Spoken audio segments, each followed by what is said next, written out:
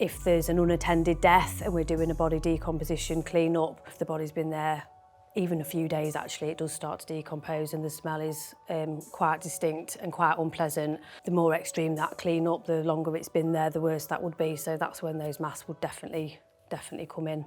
Hi, my name's Vicky and I'm a crime scene, trauma and biohazard cleaner, and today I'm going to talk through some of the equipment that I use day to day at work.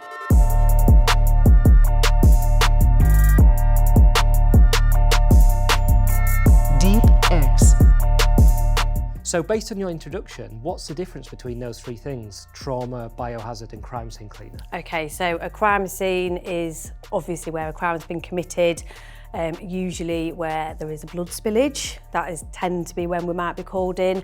A trauma, again, it can be a similar kind of clean-up, but not necessarily a crime has been committed. It might just be that somebody's had an accident. It could be a road traffic collision or somebody's fallen, hit the head. So it's not necessarily a crime, similar clean-up. And a biohazard is anything that comes from the human body that could pose a risk or a hazard. And that could be faeces, vomit, urine, blood, body decomposition fluid. So again, there's not necessarily a crime being committed, but it's definitely a hazardous clean-up and a domestic cleaner shouldn't be doing it. It's not safe to. What hazard do they pose? So bloodborne pathogens is one of the main ones. Lots of diseases and viruses can live in bodily fluids for weeks, depending on the type of disease, the type of biohazard and the environment, the circumstances. For example, some viruses can live in vomit for 8 weeks. People don't realise this, I know. And so it can be extremely dangerous to clean up these things if you aren't properly equipped and you don't know what you're doing. So this is obviously you might have seen this on forensic TV shows. It's a type 5, type 6 white suit and it's sort of water resistant. I would probably be wearing this on most of the jobs that I go into for the obvious reason it covers everything. So I would put this on before I even entered the work environment. And then this is one of the type of masks that we would use. The filters are extremely hard to get through, pretty much covers all the smells. Obviously some of the jobs can be quite smelly and nothing is getting through there. If it's not a job where you need that kind of mask, then we would probably wear one of these P2 masks, which you might have seen. It's a good dust mask and it is protection. A bit of a grim topic, but can you take us through what kind of things generate the smells that you come into contact with on a day-to-day basis and how bad they are? Yeah, so one that's quite obvious and quite common is faeces. If there's an unattended death and we're doing a body decomposition clean-up, if the body's been there even a few days, actually, it does start to decompose and the smell is quite distinct and quite unpleasant. The more extreme that clean-up, the longer it's been there, the worse that would be. So that's when those masks would definitely come in. It is rotting flesh, that's literally what it is. It can get extremely unpleasant. And also, quite often you're faced with an insect infestation as well that comes along with that. So again, you definitely want your protection on just because the environment is so unpleasant. And you mentioned asbestos there, which obviously is like deadly if you breathe that in. You talked about it in the same sentence as pigeon guano. Yes, so I'm not actually trained to clean up asbestos. I've done some asbestos awareness, but most of the work that we do is the biohazard. But pigeon guano is actually extremely dangerous and it kind of needs to be treated with the same care as asbestos. Wow. It's actually the dust inside the pigeon guano that can be very, very dangerous. It can cause some really, really nasty lung diseases that you definitely don't want. So you wouldn't want to be cleaning up pigeon guano without the protective And for anyone kit. who doesn't know, what's guano? It's poo, pigeon poo. Why do we call it guano? That's just the name for like bird poo. It's like the proper name. Have you seen Ace Ventura: Pet Detective? I remember him. Yeah, guano. Yeah, the guano. Yeah, so that's why. Yeah, that is the proper name for it. But it's really, really nasty stuff, and actually people don't realise that it's so nasty. This is, you've probably seen a similar one. It's got a little magnet on the end, and this is what I would use on most of my needle sweeps. I don't want to have the sharps bin in my hand because I don't want the needle coming anywhere near my arm when I'm dropping it in. So I would pick up the needle and pop it into the sharps box, and in theory, I don't need to be anywhere near And what happens to the sharps box? I've got a biohazard skip in my yard at home, and a company that deals with medical waste come and collect it from me. They need to be incinerated. Right. So yeah. And what's one of the most surprising things you've come across when you've been doing a sweep? The needle sweeps can be a bit heart-wrenching sometimes. It depends where we are, but we do sometimes work with like homeless charities and homeless hostels. And sometimes when you go in, maybe somebody's passed away or they've been evicted, sent to prison, whatever the circumstances are, they're not in their little bedsit anymore. And sometimes you go in and to see how they've been living is really, really sad. Sometimes there's thousands and thousands of needles. You know that they've obviously got an addiction, but to see it in the real, how they've been living, it is quite shocking. And sometimes if they're a mum, they might have pictures on the wall from their children or letters or little teddy bears in the corner, and it's surrounded by all the drug paraphernalia. That can be quite shocking. Is it something that took you a long time to get used to as a job? So I am fully aware that I probably haven't seen the worst of it yet. I think in the start, what was extremely shocking is probably less shocking now. You do kind of get used to things. It becomes the normal, what would make somebody recoil in horror, or it's somebody else's idea of hell. We're just going in as our sort of day job and dealing with it, and you can become a little bit immune to it, yeah, I think so. Do you remember something that you saw early on that really shook you?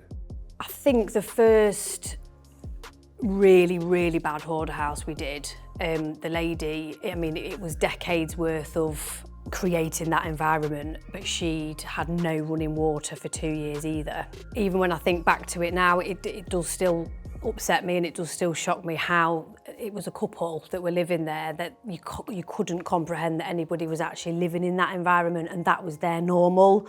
No running water, rodent infested, spiders everywhere that looked like something that should have been in Australia.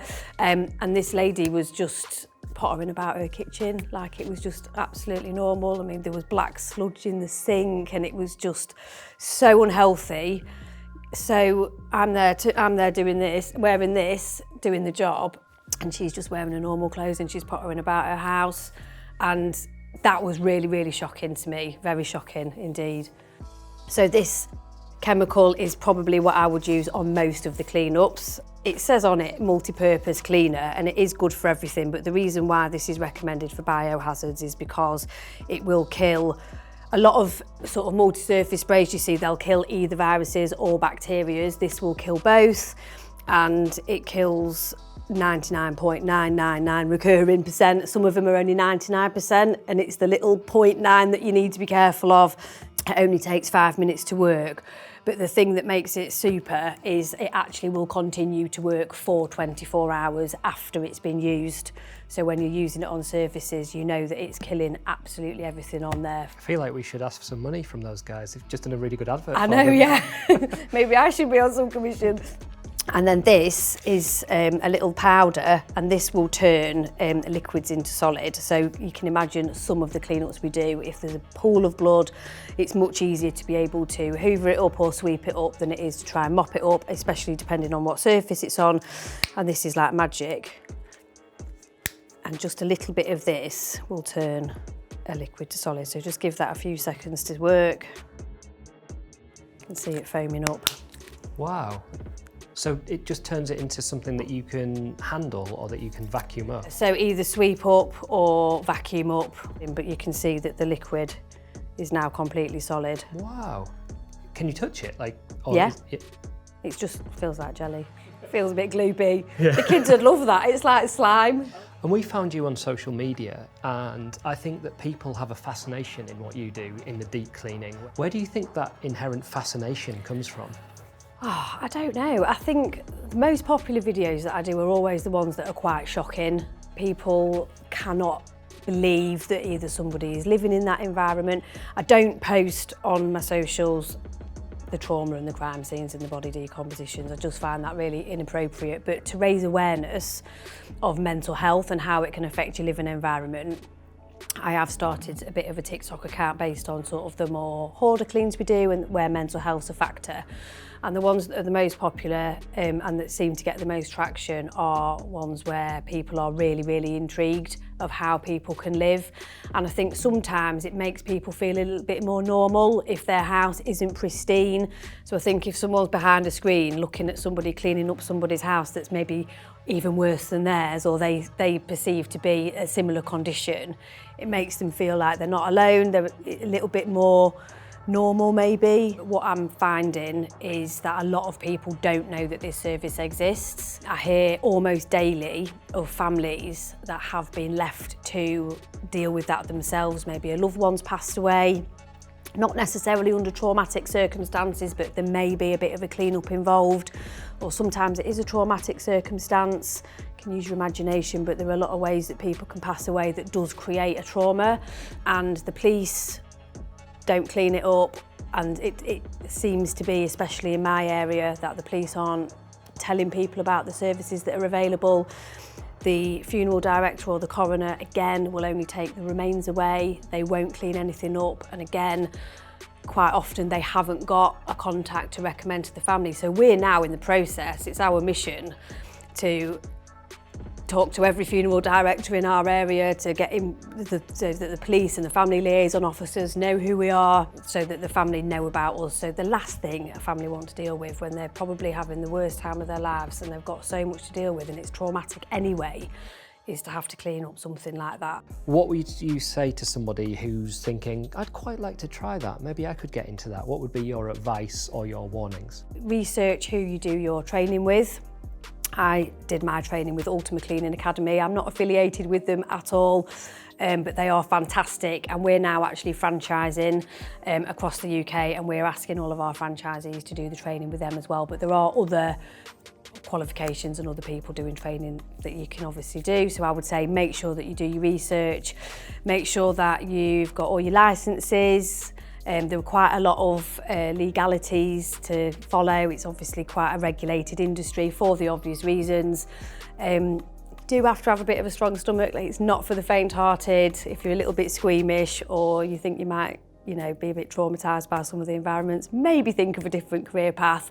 But if it's something that you're interested in, then I would recommend it. I love it. I really do. So.